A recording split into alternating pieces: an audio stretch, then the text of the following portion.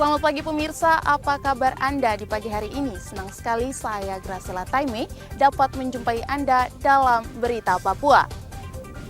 Sejumlah informasi menarik dan teraktual telah berhasil dirangkum tim redaksi kami. Berikut 3 berita utama hari ini.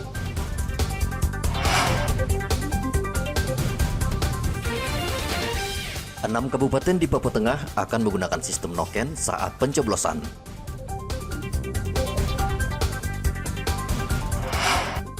Hasil tes kesehatan paslon akan diserahkan ke KPU.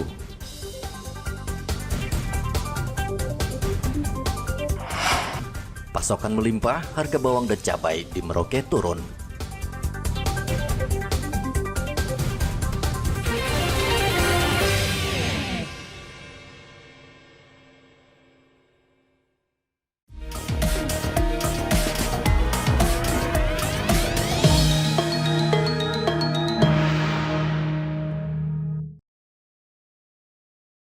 Ketua Komisi Pemilihan Umum Provinsi Papua Tengah, Darling Tabuni, menyebut ada 6 kabupaten di wilayah Papua Tengah menggunakan sistem noken pada pemilihan kepala daerah 27 November mendatang.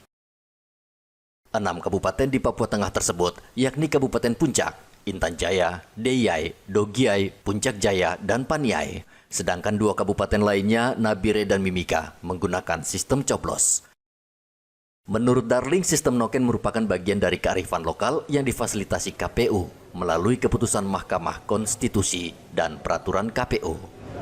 4 pasang ini dengan timnya, kemudian sampai pendukung ataupun kita yang menyelenggarakan maupun seluruh masyarakat, kami berharap untuk melaksanakan pesta demokrasi, kemudian jangan menyebarkan hoaks yang akan menimbulkan hal-hal yang tidak diinginkan, apalagi kita tahu bersama Papua Tengah ini kan termasuk jalur merah. Jadi kami berharap untuk semuanya mematuhi aturan yang ada, kemudian jangan memunculkan hal-hal yang tidak sewajarnya dalam pesta demokrasi.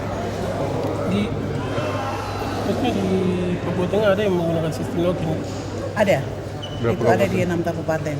2 yang normal, Timika dengan Nabire, kemudian Puncak Jaya, Puncak, Paniai, Dogiai, Deyai, Intan Jaya, itu sistem noken. Pemilihan kepala daerah Pilkada 27 November mendatang di Papua Tengah diikuti 4 pasangan bakal calon gubernur dan wakil gubernur Papua Tengah, serta 28 pasangan bakal calon bupati dan wakil bupati di Papua Tengah.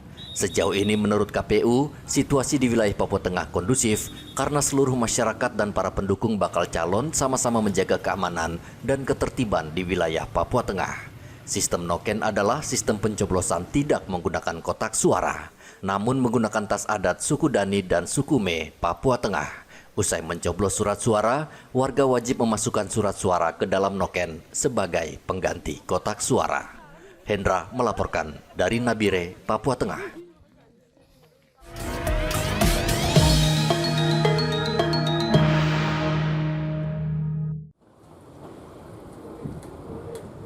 Empat pasangan calon bupati dan wakil bupati Merauke tuntas menjalani tes kesehatan di Rumah Sakit Umum Daerah Merauke, Papua Selatan. Tes kesehatan ini merupakan syarat bagi pasangan calon bupati dan wakilnya untuk berkontestasi dalam pilkada serentak nanti. Selama 3 hari, para pasangan calon menjalani urutan tes kesehatan yang meliputi 18 item pemeriksaan. Khusus untuk pemeriksaan jantung dan kejiwaan dilakukan pagi hari karena kondisi para calon saat itu lebih tenang dan rileks. Hasil tes kesehatan akan diserahkan ke KPU pekan depan. Kepala Pelayanan RSUD Merauke, Meike Kulang, mengatakan semua hasil tes kesehatan akan diserahkan ke KPU Merauke untuk menjadi acuan selanjutnya. Sesuai dengan petunjuk dari KPU Provinsi bahwa hasil dari pemeriksaan kesehatan ini akan langsung diserahkan ke KPU, tidak diserahkan kepada paslon, dan itu sudah kami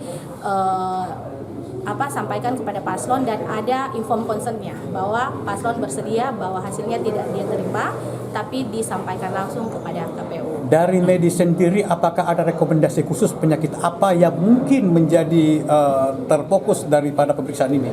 Semuanya kami periksa sesuai dengan juknis daripada KPU. Itu ada berapa item? Banyak ya. Banyak. 18 itu kan? Ya, itu yang sudah kami serahkan kepada KPU. Kalau pemeriksaan kejiwaan sendiri itu kira-kira apakah dia awal, pertengahan, apa terakhir, Dok?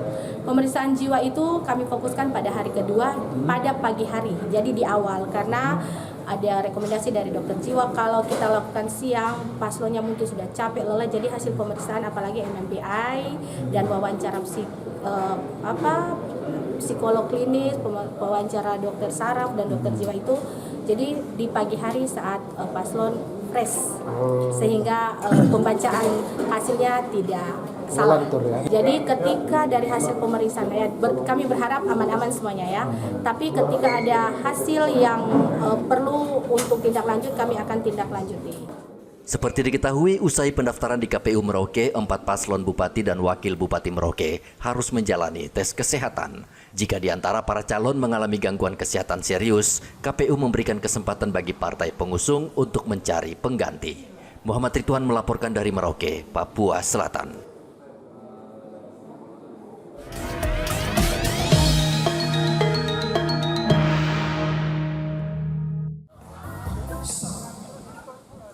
KPU telah menganggarkan secara khusus biaya pemeriksaan kesehatan untuk pasangan calon bupati dan wakil bupati Merauke yang menjalani kesehatan di RSUD Merauke.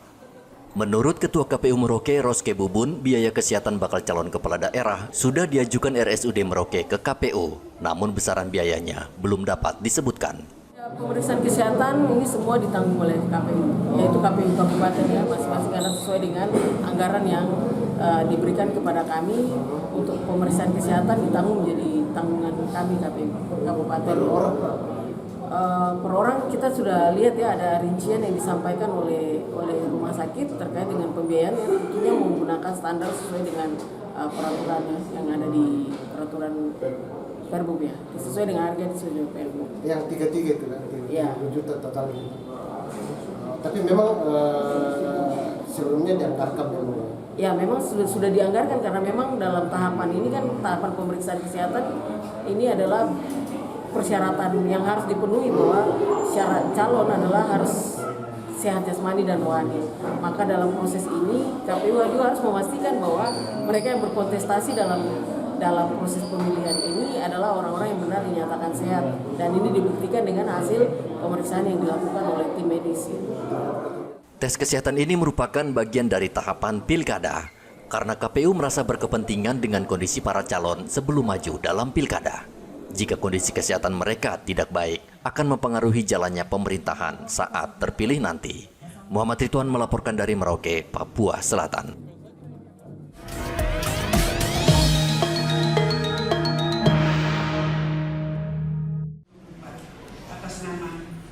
Komisi Pemilihan Umum Kota Jayapura memastikan hanya ada 4 pasangan calon yang mendaftar. 4 bakal pasangan calon, wali kota dan wakil wali kota Jayapura mendaftarkan diri ke kantor KPU Kota Jayapura pada hari terakhir.